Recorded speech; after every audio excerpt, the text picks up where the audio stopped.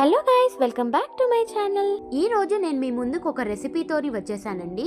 అదే రేకు రొట్టెలు. సో దీనికి కావాల్సిన ఇంగ్రీడియంట్స్ అండ్ తయారు చేసుకునే పద్ధతి ఏంటో చెప్పేస్తాను. ఒక్కో ఇంటికి ఒక్కొక్క స్టైల్ ఉంటుందండి. మా ఇంట్లో అయితే ఈ విధంగా చేసేస్తాము. సరే అండి, రెసిపీలోకి వెళ్ళిపోదాము. ఇప్పుడు మనకు కావాల్సిన ఇంగ్రీడియంట్స్ ఏంటంటే 2 దోసకాయలు, ఉప్పు, కారం, పసుపు, జీలకర్ర, నువ్వులు, ఇంకా ఆయిల్. అంతే అండి ఇంగ్రీడియంట్స్.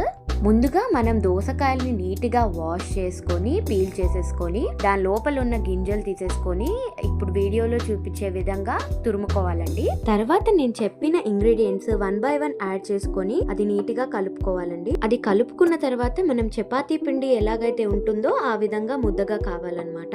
అప్పుడు అవి చిన్న చిన్న బాల్స్ లాగా చేసుకోవాలి. మేము ఇక్కడ 1/2 kg పిండి తీసుకున్నాము. 1/2 kg పిండికి మేము చేసే సైజ్ లో 12 to 13 రేకు రొట్టెలు అయితే వచ్చేసాయండి. ఈ పిండిని కలుపుతున్నప్పుడు మనం నార్మల్ వాటర్ యూస్ చేస్తే చాలండి. మనకేం లూక్ వామ్ వాటర్ అవసరం లేదు. మనకి బయట మార్కెట్ లో ఈ విధంగా అల్యూమినియం రేకులు దొరుకుతాయండి. దీని మీదే మనం రొట్టెలు ఇప్పుడు వీడియోలో చూపిస్తున్న విధంగా చేయాలి. ముందుగా మనం ఆయిల్ అప్లై చేసుకుంటాము. తర్వాత ఆ బాల్ ఏదైతే ఉందో అది తీసుకొని ఆ రేకు మీద ఒత్తుకుంటాము. దాని మీద ఇంకొంచెం ఆయిల్ పోస్తామన్నమాట. అండ్ చిన్న చిన్నగా హోల్స్ కూడా చేస్తాము, అది ఈవెన్ గా కుక్ అవ్వడానికి. ఈ విధంగా మనం అన్ని రేకు రొట్టెలు చేస్తామండి. ఆయిల్ మనం 2 times అప్లై చేయాలండి. అప్పుడే ఆ రొట్టె రేకుకి అతుక్కోకుండా ఉంటుంది.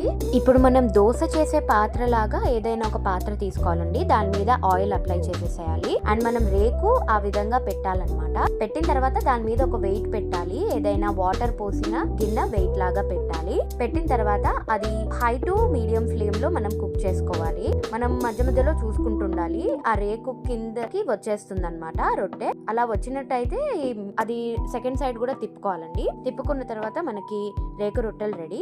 దీన్ని మనము ఆవకాయ లేదా పిట్ల తోటి సర్వ్ చేసుకోవచ్చు. పిట్ల రెసిపీ మీకు తెలియకపోతే నేను మళ్ళీ మీకు చూపిస్తాను. That's all for this video అండి. Thank you for watching.